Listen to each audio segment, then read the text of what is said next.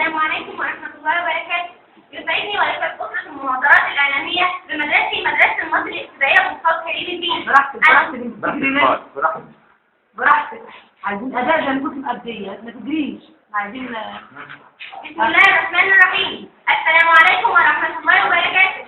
يسعدني ويسعد أسرة المناظرات الإعلامية بمدرستي مدرسة المصري الابتدائية بمحافظة كريم الدين. أن تقدم للسادة حضور اليوم الاثنين الرابع من صفر العام 1434 هجرية الموافق 17 من ديسمبر العام 2012 ميلادية. مناظرة إعلامية تناقش قضية هامة تفرض نفسها على الساحة المحلية والعالمية، إذ أنها تشمل الأفراد والتجمعات والمرافق والتجمعات.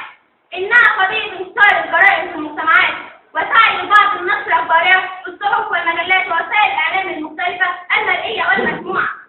والجريمة التي لم تقع حاليا مثلما كانت من قبل، فقد انتشرت في جميع المجتمعات المتحضرة وغيرها، وصالت جميع الأعمار والفئات، بل والثقافات والمهن وغير ذلك. إن العالم الآن والذي بدأ كقرية صغيرة يورث بعضها بعضا من القيم والمبادئ والتطلعات، وكذلك أيضا ظواهر الانحراف والغواية والضياع. إن الجريمة هي إحدى موروثات العولمة والتقاء الحضارات وثقافة الشعوب المدنية الحديثة. باتت في حاجة إلى من يحاصرها بالبحث والتحليل والاستقصاء، سعيا وراء أسبابها وأحداثها وآثارها وسبل الوقاية منها وعلاجها. أما قضية نشر أخبارها على الملأ في وسائل الإعلام فنحن أمام فريقين. الأول فريق مؤيد لنشر أخبار الجريمة وله أسبابه التي يؤكد بها موافقة وتأييده، وفريق آخر يعارض النشر ويرفضه وله أسباب وحجج التي تبين أسباب الرفض. لهذا كان من الضروري مناقشة هذه القضية الهامة التي تمس الإنسانية جماعات، تلك هي قضية نشر أخبار الجريمة بين القبول والرفض، والتي نحن بصدد مناقشتها معكم اليوم. وهذه المناظرة الإعلامية التي نناقشها معكم اليوم تدور حول عدة محاور، وهي: أولا، تعريف الجريمة وأهم أسباب انتشارها. ثانيا، تصنيف الجرائم في المجتمع المصري والمجتمع العالمي. ثالثا، آثار الجرائم في المجتمعات. ولكل جماعة مدرسية شعار، وشعارنا نحن جماعة المناظرات الإعلامية بمدرسة المصري الابتدائية بمحافظة كريم الدين أن الاختلاف في الرأي لا يفسد للود قضية، وسواء اتفقنا على رأي أو اختلفنا عليه فنحن نؤمن بكثير من مبادئ الحوار الإعلامي وأهمها: أولا، أننا ننقد الرأي لا ننقد الشخص. ثانيا، إذا كان لدي تفاحة ولديك تفاحة فتتبادلنا التفاحة صار لدى كل واحد منا تفاحة، بينما إذا كان لدي فكرة ولديك فكرة فتتبادلنا الفكرة صار لدى كل واحد منا فكرتين. واليوم معنا الفريق المؤيد لنشر أخبار الجريمة فليتفضل تقديمنا. بسم الله الرحمن الرحيم. أقول عبد الله بن حمزة الصف الخامس الابتدائي من الفريق المؤيد لنشر أخبار الجريمة. بسم الله الرحمن الرحيم. الفاضلة رفيع عبد الحميد والصف الثالث الابتدائي من الفريق المؤيد لنشر أخبار الجريمة. بسم الله الرحمن الرحيم. الطالبة ندى هشام سعدان الصف الخامس الابتدائي من الفريق المؤيد لنشر أخبار الجريمة. ومعنا الفريق المعارض لنشر أخبار الجريمة فليتفضل بتقديمنا. بسم الله الرحمن الرحيم. الطالبة آية جمال عبد الرزاق ليلى من الصف السادس الابتدائي من الفريق المعارض لنشر أخبار الجريمة. بسم الله الرحمن الرحيم. الطالب عبد الرحمن محمد السيد الصف السادس الابتدائي من الفريق المعارض لنشر أخبار الجريمة. بسم الله الرحمن الرحيم. الطالبة رنا عبد الصقر الصف السادس الابتدائي من الفريق المعارض لنشر أخبار الجريمة. هيا بنا نبدأ المحاورة الإعلامية، وأول نقاط المناظرة وهي تعريف الجريمة وأهم أسباب انتشارها. ومعنا من الفريق المؤيد لنشر أخبار الجريمة الطالب عبد الله مصطفى حمزة فليتفضل. بسم الله الرحمن الرحيم. الجريمة في اللغة من الظلم وهي الإساءة، ويمكن أن نعرف الجريمة إنها كل إساءة من شخص لآخر تترتب على إيقاف النفس أو صلب حق أو إيقاع ظلم، لذا فإن الجريمة وليدة الحياة، ولهذا يجب نشر أخبارها في المجتمع لأخذ العبرة والعظة واستخلاص الدروس المستفادة من وقائعها. ونحن مع نشر أخبار الجريمة بسبب وجيه يكفي تجنب الجرائم والوقوع فيها، حيث أن المفاصيل تفتح مجالا لمعرفة أسباب حدوث الجرائم التي قد تكون من الظروف الاجتماعية القاسية أو سوء التنشئة، ولا ننسى أهمها فالصحبة السيئة كذلك الفقر أو الطموح المبكر بسبب الثروة وجمع المال. ونحن إذا كنا ندعو لنشر أخبار الجريمة فندعو البعد عن آفاق التفاصيل التي من شأنها تنشر الجريمة، بل ننتجل معرفة الأحداث التي قد تكون منهم الظروف التي قناعة من خلالها ظروف وملابسات الجريمة، قد قالوا قديما إذا عرض السبب وصل العشر. استمعنا إلى رأي الفريق الأول المؤيد لنشر أخبار الجريمة وهو يلفت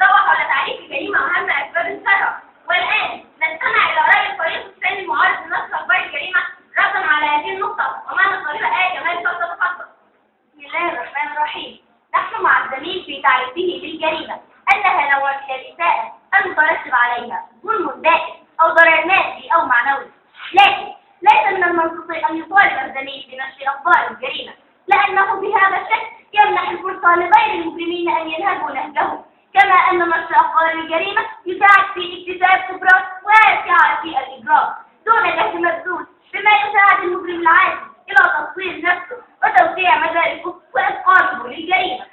ونحن إذا كنا مع القول القائل إذا عرف السبب بطل العجب، فإننا نوضح أن هذه المقولة يجب تداولها في الأمور النافعة التي تجلب نفعا أو تحقق مصلحة للفرد والمجتمع، فمعرفة أسباب الأمور النافعة تجد معها نفعا مماثلا. ولكن نحن في هذا المقام الذي نتحدث فيه عن الجريمة فلدينا تحفظ في استخدام تلك المقولة هنا، وأحب في هذا الشأن أن ألفت انتباهكم وانتباه زميلي إلى أن نشر أخبار الجريمة يساعد في نشر الجريمة، ولكن على نطاق أرحب وأوسع.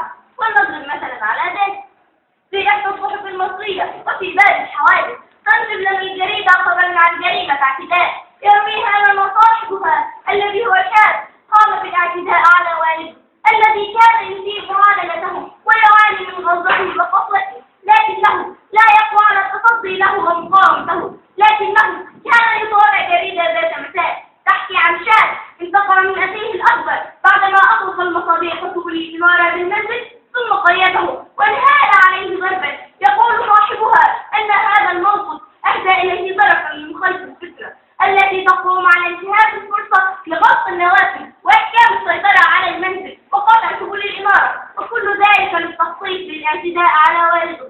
وانتهت القصة كما تتوقعون. وهنا أقول ألا يعد نشر مثل هذه الحوادث والجرائم الأسرية سببا مباشرا في نشر الجريمة وارتكاب المحرمات بين أفراد المجتمع عامة والأسر خاصة؟ ألا يعد ذلك سببا في توسيع نطاق الجريمة وفتح آفاق جديدة لها، خاصة بعد ثورة مصر المباركة التي أطاحت بالنظام السابق وأتاحت فرصا هائلة في إنشاء مسارح القرارات المجانية، خاصة بعد تلك الفوضى التي تلت أحداث الثورة. والجريمة هي الجريمة. أشكر لكم حسن إصغائكم وشكرا. الجريمة هي الجريمة.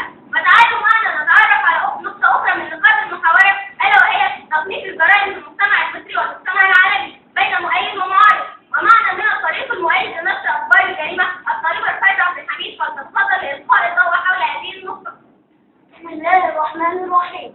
نحن لا نختلف على أن بعض أنواع الجرائم يعد نشرها في الصحف والمجلات ووسائل الإعلام المختلفة سبب انتشار جرائم أخرى مشابهة أو أكثر خطورة. نعترف ولكننا نقول بكل صراحة أن الجرائم متعددة في أسبابها وأحداثها وظروفها وضغوطها التي تساعد على نموها ونشأتها، وكل ذي عقل يعلم أن هناك جرائم لا يمكن أن نغفل عنها أو نتركها تمر علينا مر الكرام دون حل رادع، ويجب تصديها جرائم السرقة والغش والقتل.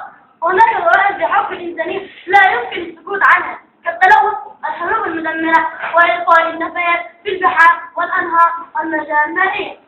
لهذا أقول بأعلى صوت لا بد من توصيل الفرد والمجتمع بخطورة هذه الجرائم التي تكون سببا في ضياع الحقوق وتدمير البيئة وزعزعة المجتمع. منا يكذب حديث الرسول الكريم صلى الله عليه وسلم: ذمة المسلمين واحدة، فإن جرت عليهم جائرة فلا تقتلها، فإن كل غار اللواء به يوم القيامة. صدق رسول الله صلى الله عليه وسلم. فهذا الحديث الشريف هو الألباني في الأحاديث الصحيحة وضح لنا جميعا أن لكل غار أو ظالم لواء به يذبح يوم القيامة، وذلك لحرمة الأموال والأعراض والأنفس، كما يدعوننا أن نأخذ على يد الظالم ونرده عن ظلمه. ومن أيسر الطرق الرادعة والمقنعة بقدر الجريمة وإظهار عورها للناس وبيان فوحة عليها. وإذا كنا ننظر الجريمة التفصيل بخطرها فإنها نبتلي بمعلم البشرية الأول محمد صلى الله عليه وسلم، حيث قال: من رأى منكم منكرا فليغيره. وبذلك أيضا ننشر الخير الذي جل شانها عند مقارنته بالشر، وكما قال الأسلافون: أو ضدها ثمانية الأشياء. أنا على الفريق الثاني المعارض نشر أخبار الجريمة على الناس الدفع والتعفف مما يقوله الفريق الأول، ومعنا منهم الطالب عبد الرحمن محمد لنتعرف على وجه الاعتراض، فليتفضل. بسم الله الرحمن الرحيم.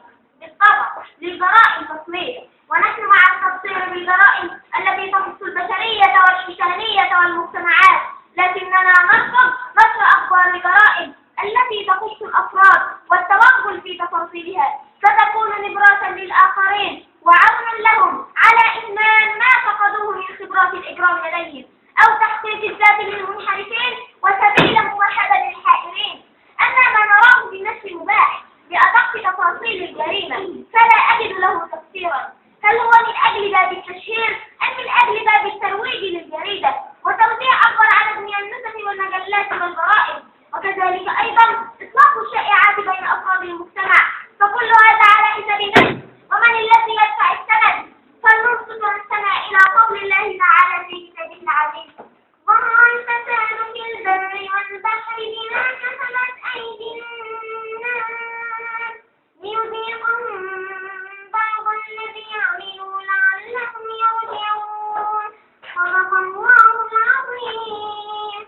لذا فأنا أوافق الزميل على نشر أخبار الجريمة مع الجرائم التي تمس الإنسانية، لكن شريطة ألا يكون هذا النشر على نطاق واسع يؤدي إلى زيادة مساحة الجريمة بدلا من القضاء عليها، فالتوعية تكون عن طريق الدروس التي تعلمناها من هذه الجريمة بالإرشاد والتوعية دون التفاصيل والتوغل في دقائق الجريمة التي تؤثر على سلامة المجتمع أو تسبب أضرار نفسية عكسية. أما جرائم الحروب المدمرة والكوارث العالمية الناتجة عن الإهمال أو الإصرار والتعمد للإيذاء فلا أعارض في النشر والتفصيل فيها. هذا الحدود القضية هامة ولها أبعاد وآثار على الفرد والمجتمع. هيا بنا ننتقل إلى آخر نقاط من الظاهرة العالمية، ألا وهي أثر الجريمة على الفرد والمجتمع.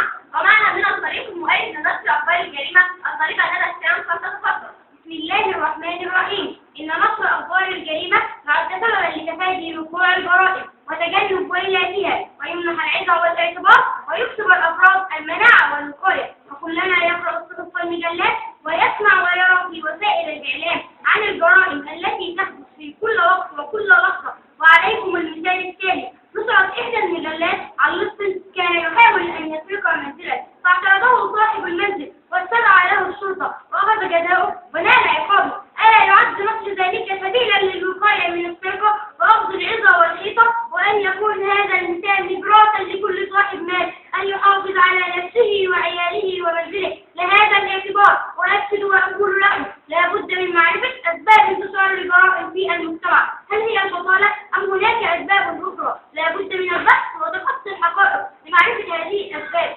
ولكننا نقول: مصر بلد أمن وأمان، فأين الأمن وأين الأمان؟ وأخيرا أؤكد على تلازم الأمن مع الإيمان، فإن ضاع الإيمان فلا أمان، وإن ضاع الأمان فلا إيمان، ولا يأتي هذا الأمان أو الإيمان إلا بالتصدي لهذه الجرائم ونشر قبيح أفعالها، ويكون شعارنا خاصة بعد الثورة التي دمرت البلاد من ظلم الظالمين الشعب والشرطة أيدي واحدة.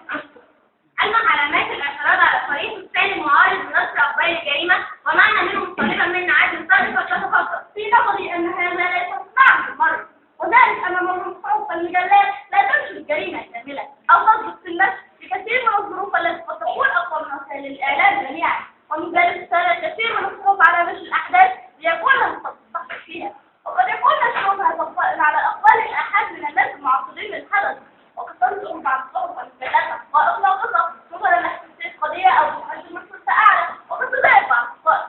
أنا عليكم التحت ماذا هو الاعتراض؟ أقول لكم الجواب لتمرصد الإعلام عن وتوزيع القرآن وتوزيع عدد من القرائن والمجلات، أليس يتجاهل عدد الأخبار وأين تكون ومن يدعم التوزيع فالإطلاق عليهم والاتيار بالجريمة مختلفة الأركان تكون درسا لمن يفكر في الاعتراض، هو الشيء الذي يكون في سبيل عشان. بسم الله الرحمن الرحيم.